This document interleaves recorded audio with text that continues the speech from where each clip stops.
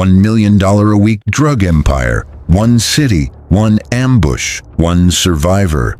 What if the kebab shop on your street became a war zone? What if the man next to you was worth more dead than alive? Today, we take you inside one of Sydney's most explosive gangland attacks ever caught on tape. A kebab shop. Lunchtime. Families ordering food. A masked gunman enters. Seconds later, bullets rip through the air, leaving blood on the floor and chaos in the streets. One of Sydney's most notorious underworld figures lies wounded.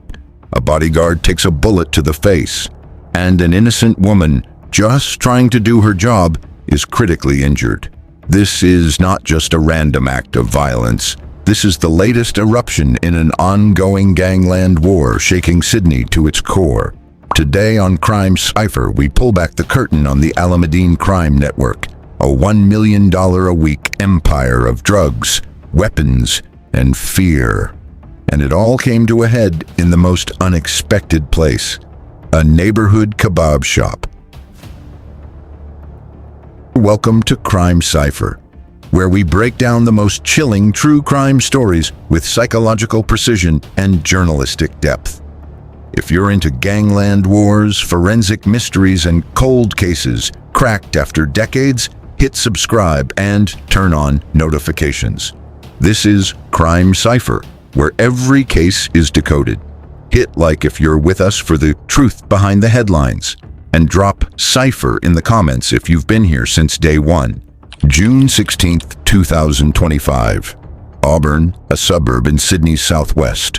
Multi-ethnic, busy, home to immigrant families, small businesses, and now ground zero in a war between organized crime families. At 1:15 p.m., inside M Brothers Takeaway, 26-year-old Samimjan Azari was having a meal.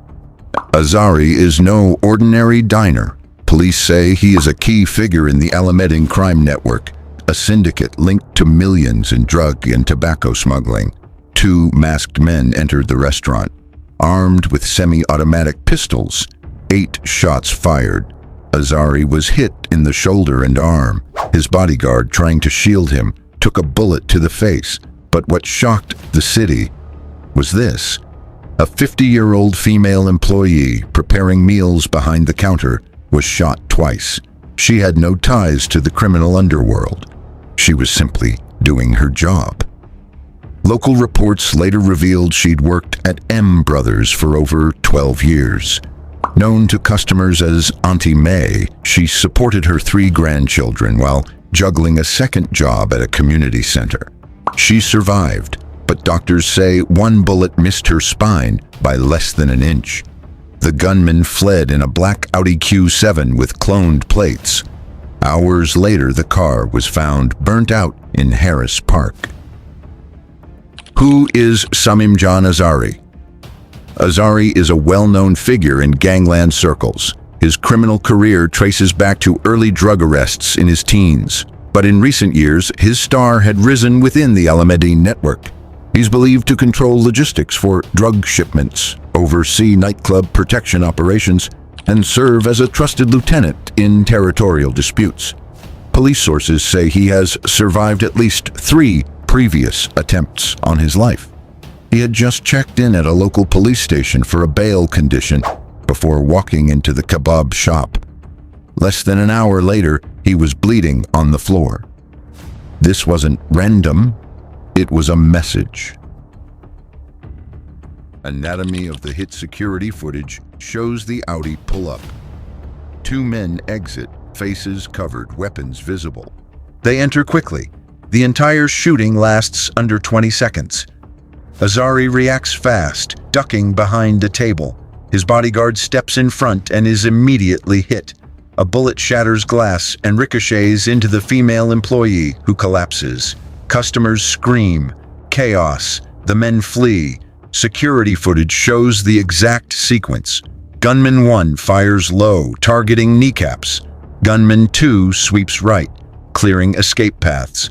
Ballistics analysis later revealed the rounds were .40 caliber, common in underworld executions. A 5th shot ricocheted off the fry counter, lodging into a menu board. Investigators believe it was aimed at Azari's head, but missed due to the chaos. The car is abandoned and torched, a tactic seen in dozens of gangland hits to erase forensic evidence. But this time, Taskforce Falcon found partial DNA on a car mat. An investigation was underway within hours.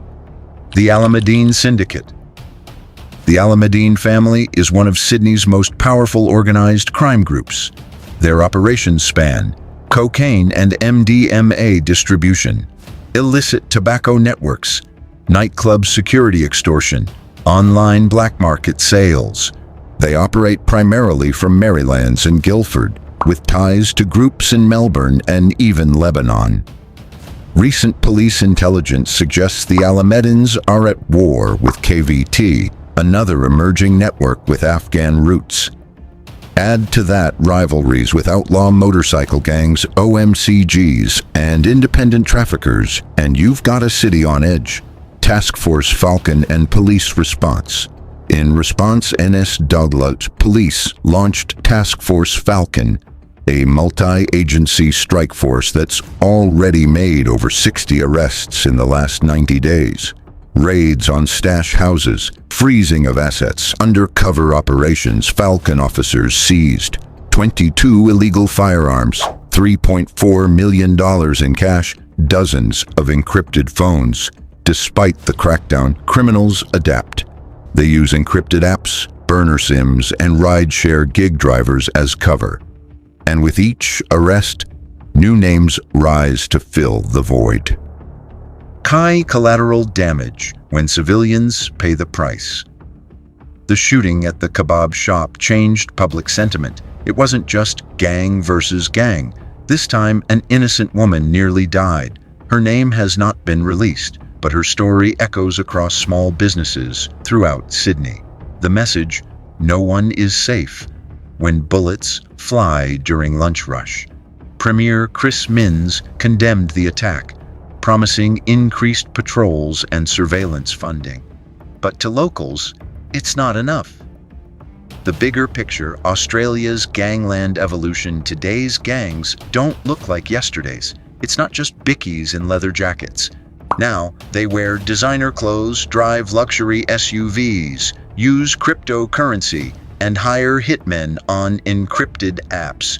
Australia's underworld is becoming more sophisticated, more violent, and more public.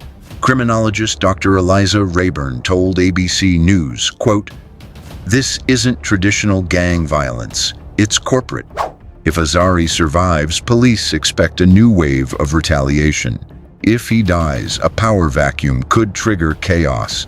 Already, Taskforce Falcon has issued warnings to known associates. More raids are planned. Intelligence suggests both Alameddine and KVT members are arming up. The war isn't over, and the streets of Sydney may be the battlefield." What do you think? Should this be treated like domestic terrorism? Is it time to change how we police organized crime? Subscribe to Crime Cipher. We bring you deep dive crime stories every single week. Next up, inside the Melbourne tobacco wars, how hospitals became battlefields. Only on Crime Cipher. Stick around, we're building a full series inside the Australian gangland wars and biker crime playlist. From the Comanchero blowouts to secret Afghan street factions, you won't believe who's next.